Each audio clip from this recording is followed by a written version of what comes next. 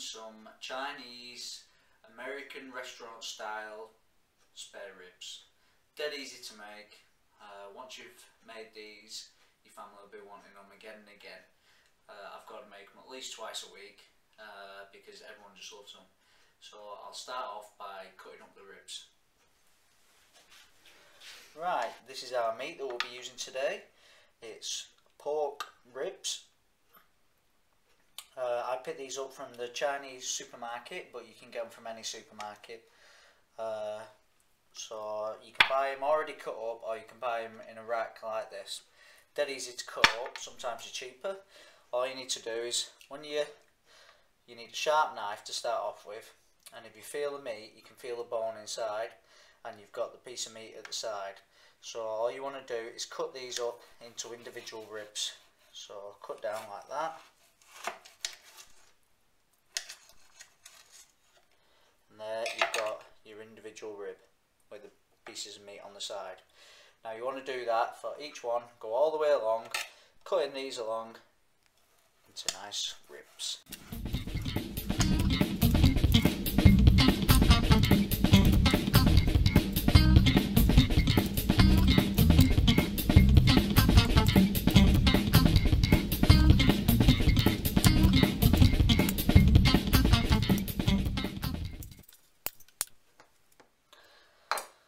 Right, now we've cut the ribs up. As you can see, we've got all our ribs here all cut up, lots of meat on either side and the bone in between.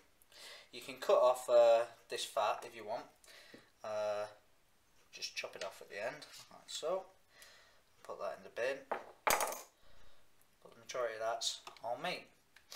So the next step that we need to do is we get these ribs and we boil these now in water to cook them, and that gives you the soft meat that will just fall off the bone once we then make the marinade. So the next step is to boil them. Right, our ribs, the water's just started boiling, and you can see that they're already cooking. They're doing quite well. You get this like fat that comes on the top of the water, but that'll be poured off when we drain these. So just carry on letting them cook until they fully cook through and you've got no red in the meat. They're doing well. Alright, this is the ribs. They've all been cooked. I've drained them out and put them back into the pan.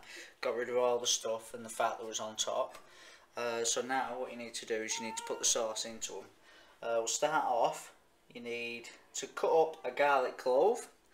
You want 2 to 3 garlic cloves depending on how garlic you like it, and just put them over them. So, put them over. The next thing you want is you want some dry mustard powder, and you'll want 1.5 tablespoons of this. You just sprinkle that over the same.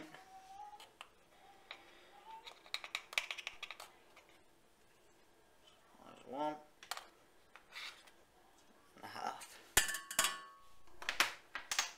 And you want 4.5 tablespoons of the light soy sauce. Whichever one you want to use. You might have a favourite. 1, 2, 3, 4.5.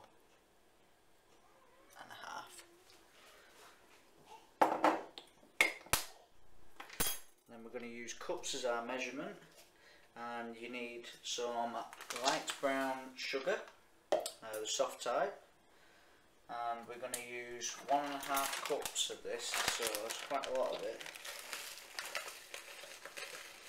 You can always reduce this down if you think it's too much, if you like things too sweet.